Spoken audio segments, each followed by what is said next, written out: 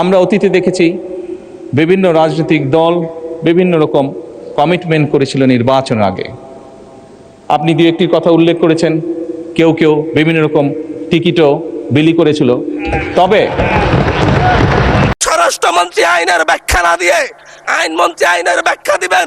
স্বরাষ্ট্রমন্ত্রীর এসবে মনোযোগ দেওয়া দরকার। স্বরাষ্ট্রমন্ত্রীর মনোযোগ দেওয়া দরকার।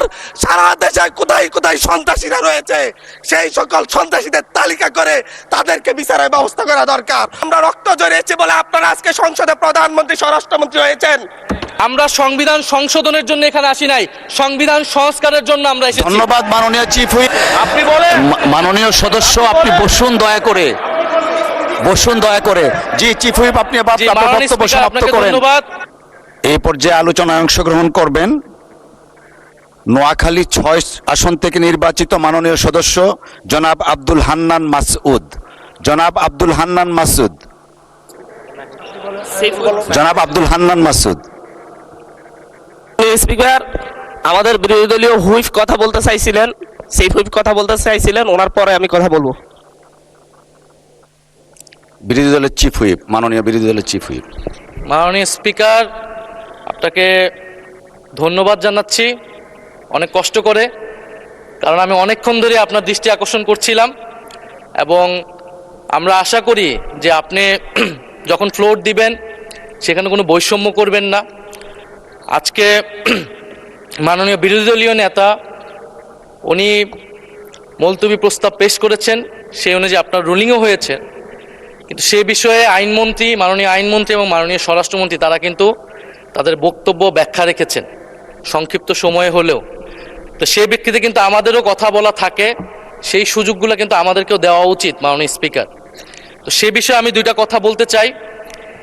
এখানে আমাদের কারোরই ভুলে যাওয়ার কথা না যে দুইটা নির্বাচনের মাধ্যমে আমরা আজকের এই জায়গায় এসেছি, একটি গণভোট এবং একটি জাতীয় সংসদ নির্বাচন। এবং এই গণভোটের ভিত্তি হচ্ছে যেই আদেশ, জুলাই সনদ বাস্তবায়ন আদেশ,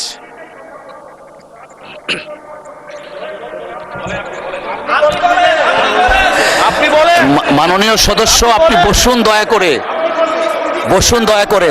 জি চিফ হুইপ, আপনি আপনার বক্তব্য সমাপ্ত করেন। ধন্যবাদ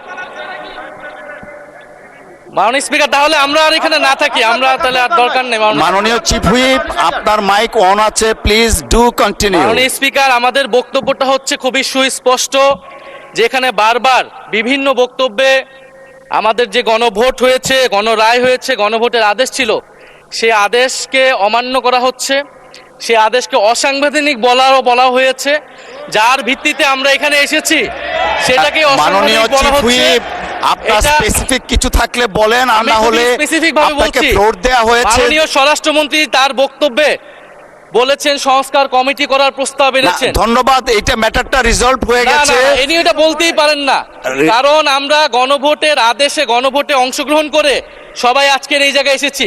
আমরা সংবিধান সংশোধনের জন্য এখানে আসি নাই, সংবিধান সংস্কারের জন্য আমরা এসেছি। ধন্যবাদ মাননীয় চিফ হুইপ এবং মাননীয় সংসদ সদস্য জনাব হান্নান মাসুদ, করতে বলেছেন, আপনি আপনার অসমাপ্ত বক্তব্য সমাপ্ত শুরু করুন। নিয়ে আসতে বলেছেন, সেটার জন্য আমাদের সংবিধান। ধন্যবাদ, ধন্যবাদ মাননীয় চিফ হুইপ। জাতীয় সংসদের মাননীয় সদস্য নোয়াখালী ৬ আসন থেকে নির্বাচিত জনাব আব্দুল হান্নান মাসুদ, আপনি আপনার অসমাপ্ত বক্তব্য সমাপ্ত করুন। ধন্যবাদ মাননীয় স্পিকার। একটু একটু ধৈর্য ধরেন, ওনার বক্তব্যটা শেষ হোক। আমি একটু বসেন, বক্তব্যটা শেষ হোক ওনার। এখানে দাঁড়িয়েছি নিপীড়িত, লাঞ্ছিত, বঞ্চিত মানুষের প্রতিনিধি হয়ে কথা বলতে। আমি এসেছি। ওনার বক্তব্য ৬ মিনিট। মাননীয় স্পিকার, আমি বুঝতে পারছি না সময়গুলো কিভাবে বন্টন করা হয়। সরকার দলের হলো 8 মিনিট, বিরোধী দলের হলো 6 মিনিট, এভাবে তো কথা বলতে পারবো না। মাননীয় স্পিকার, পাশাপাশি আমি এই সংসদের সর্বকনিষ্ঠ এমপি, বাংলাদেশের ইতিহাসের সর্বকনিষ্ঠ এমপি। আমি এখানে দাঁড়িয়ে আপনারা যে জেনজির কথা বলেন, সেই জেনজির প্রতিনিধি হয়ে আমি সংসদে কথা বলতে আসছি। আপনি যদি বলেন যে জেনজিরা কি চাই, আমি বলছি জেনজিরা ৭২-এর সংবিধান আর চাই না। আপনি যদি বলেন জেনজিরা কি চাই, আমি বলতে এসেছি জেনজিরা এটাই চাই, স্বাধীনতার 30 বছর পরে জন্ম নিয়ে আমার মতো যারা সন্তানরা রয়েছে তারা কেন ভোটাধিকার পাই নাই তার জবাব চাই। আমরা তো স্বাধীন বাংলাদেশে জন্ম নিয়েছি মাননীয় স্পিকার। আমাদের কি ভুল ছিল? আমরা তো নতুন মানচিত্র পেয়েছি, আমরা তো নতুন পতাকা পেয়েছি, আমরা নতুন সীমানা পেয়েছি। আমাদের পূর্বপুরুষরা 1971 সালে রক্ত দিয়ে আমাদের জন্য একটি নিরাপদ বাংলাদেশ গড়তে চেয়েছেন, কিন্তু আমরা কি সেই নিরাপদ বাংলাদেশ পেয়েছি? আমরা কি সেই নতুন বাংলাদেশ পেয়েছি? আমরা তো সেই নতুন বাংলাদেশ মাননীয় স্পিকার পাই নাই। 71-এ 30 লক্ষ মানুষ শহীদ হয়েছে, জীবন দিয়েছে, তাদের পরবর্তী সন্তানরা যেন নিরাপদ বাংলাদেশে ভোটাধিকার পায়, যেন রক্ষী বাহিনী না হয়, যেন ভোটাধিকার পায়, যেন আবার দুর্ভিক্ষ না হয়। কিন্তু আমরা কি দেখেছি? আমরা দেখেছি বাংলাদেশে দুর্ভিক্ষ হয়েছে, 1973 সালে ভোট চুরি হয়েছে। আমরা দেখেছি তার পরবর্তী সময়ে শহীদ প্রেসিডেন্ট জিয়াউর রহমান বাংলাদেশকে অর্থনৈতিকভাবে, রাজনৈতিকভাবে, গণতান্ত্রিকভাবে বাংলাদেশকে পুনরুদ্ধার করার জন্য উনি অটল ভূমিকা রেখেছেন। উনি আমার দ্বীপ হাতিয়াতে 3 বার গিয়েছেন। আমি যেদিকে তাকিয়েছি, আমার এই বেড়িবাঁধ কে করে দিয়েছে? মেজর জিয়াউর রহমান। আমার এই খালকে খনন করে দিয়ে গেছে মেজর জিয়াউর রহমান। তারপরে এরশাদ এসেছে, বেগম জিয়া এসেছেন। বেগম জিয়া আমার হাতিয়াতে 3 থেকে 4 বার গিয়েছেন, কিন্তু তারপর আমার হাতিয়ার ওই অঞ্চলের নদী ভাঙ্গন রোধ হয় নাই। ওই অঞ্চলের লক্ষ লক্ষ মানুষ ঘরবাড়িহীন ভাবে পড়ে আছে। আমি এই ইলেকশনে ভোট ডাকাতি দেখেছি, আমার গাড়ি বহরে হামলা করা হয়েছে। আমি কি এই ইলেকশনের জন্য নিজের রক্ত জড়িয়েছি?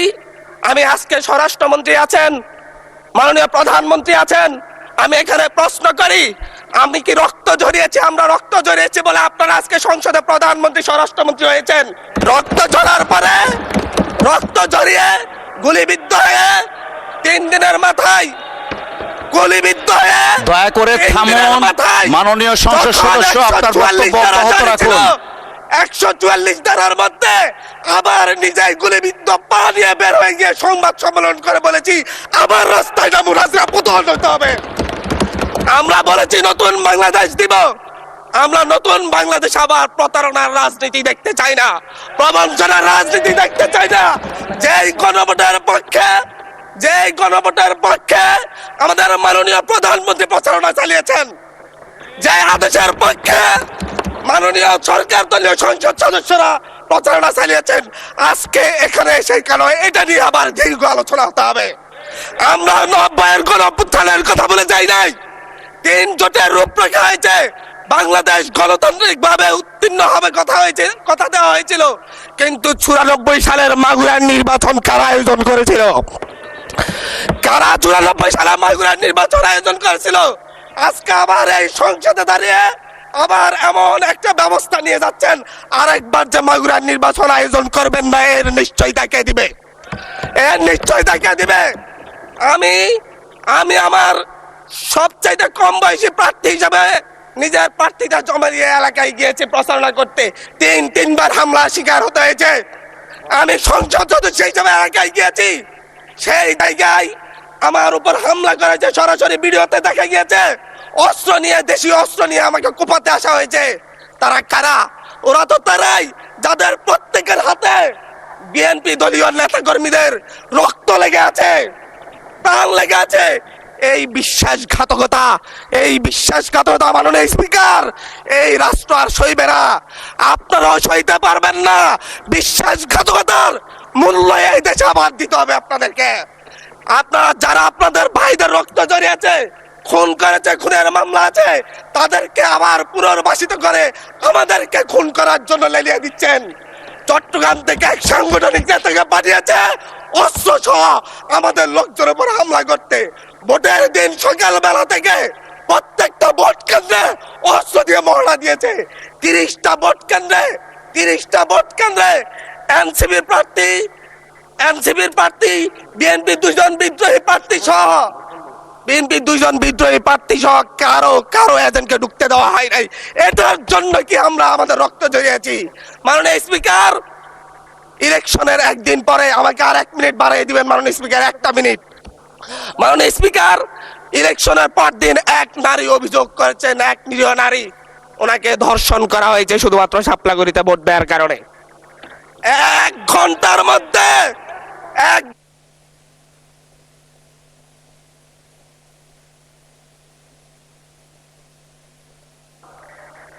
ধন্যবাদ মাননীয় সংসদ।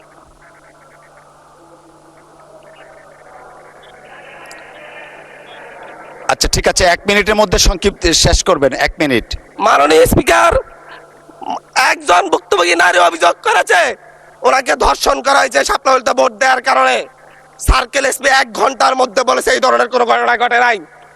আজকে 42 দিন পার হয়েছে, এখনো ডিএনএ রিপোর্ট আসে নাই। মামলা নিতে 3 দিন দেরি হয়েছে। সিভিল সার্জন অফিস তদন্ত কমিটি করে দিয়েছে, তদন্ত কমিটির রিপোর্ট জমা দিয়েছে, ভুক্তভোগী নারী জানে না তার তদন্ত রিপোর্ট কি এসেছে। এই ভয়াবহ পরিবেশ তৈরি কারা করছে? আমার মনে হয় স্বরাষ্ট্রমন্ত্রী আইনের ব্যাখ্যা না দিয়ে, আইনমন্ত্রী আইনের ব্যাখ্যা দিবেন, স্বরাষ্ট্রমন্ত্রীর এসবে মনোযোগ দেওয়া দরকার। স্বরাষ্ট্রমন্ত্রীর মনোযোগ দেওয়া দরকার। সারা দেশে কোথায় কোথায় সন্ত্রাসীরা রয়েছে সেই সকল সন্ত্রাসীদের তালিকা করে তাদেরকে বিচারের ব্যবস্থা করা দরকার। স্বরাষ্ট্রমন্ত্রীর উচিত ধন্যবাদ মাননীয় সদস্য। নেতাকর্মীরা হত্যার শিকার হয়েছে তাদের বিচারের ব্যবস্থা করা দরকার। আমরা অতীতে দেখেছি বিভিন্ন রাজনৈতিক দল বিভিন্ন রকম কমিটমেন্ট করেছিল নির্বাচনের আগে।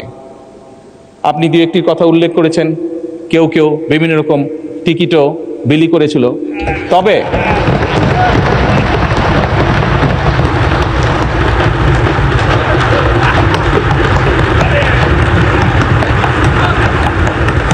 জনাব ABM মোশাররফ হোসেন, পটুয়াখালী 4, একটি সম্পূরক প্রশ্ন করতে পারেন। মাননীয় প্রধানমন্ত্রী, আপনাকে ধন্যবাদ।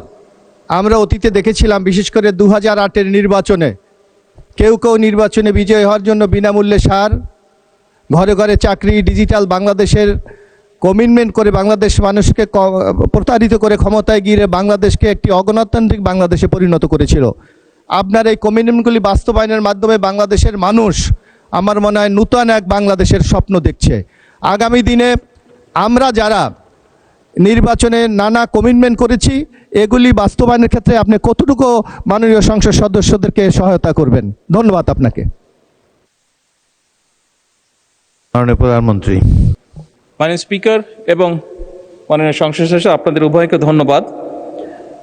বাংলাদেশ জাতীয়তাবাদী দল বিশ্বাস করে যে বাংলাদেশের জনগণই হচ্ছে তাদের সকল রাজনৈতিক ক্ষমতার শক্তি, উৎস। এবং এরই ভিতরে আমি আপনাদের সামনে উপস্থাপন করেছি যে আমরা বাংলাদেশের মানুষের কাছে যে প্রতিশ্রুতি দিয়েছিলাম সেই প্রতিশ্রুতিগুলো এই মহান সংসদে দাঁড়িয়ে আমি উপস্থাপন করেছি যে এই প্রতিশ্রুতিগুলোর বাস্তবায়ন প্রাথমিক কাজ বর্তমান সরকার শুরু করেছে। এবং যেহেতু আমরা বিশ্বাস করি জনগণই আমাদের সকল ক্ষমতার উৎস, যেহেতু আমরা বিশ্বাস করি জনগণের কাছে আমরা যে ওয়াদা করেছি সেটি পূরণে আমরা বদ্ধপরিকর, সেজন্যই বাংলাদেশের জনগণ যাদেরকে নির্বাচিত করেছে একটি নিরপেক্ষ নির্বাচনের মাধ্যমে, সেই নির্বাচিত সদস্যদের মাধ্যমে, সারা দেশের নির্বাচিত সদস্যদের মাধ্যমে, পবিত্র জাতীয় সংসদের সদস্যদের মাধ্যমে আমরা পর্যায়ক্রমিকভাবে আমাদের সকল কর্মসূচিগুলো ইনশাআল্লাহ বাস্তবায়ন করব। মাননীয় সংসদ সদস্য, মাননীয় স্পিকার, আমরা দেখেছি অতীতে, মাননীয় সংসদ সদস্য আপনার প্রশ্নের রেশ ধরেই বলতে চাই, আমরা অতীতে দেখেছি বিভিন্ন রাজনৈতিক দল বিভিন্ন রকম কমিটমেন্ট করেছিল নির্বাচনের আগে। আপনি দু একটি কথা উল্লেখ করেছেন, কেউ কেউ বিভিন্ন রকম টিকিটও বিলি করেছিল। তবে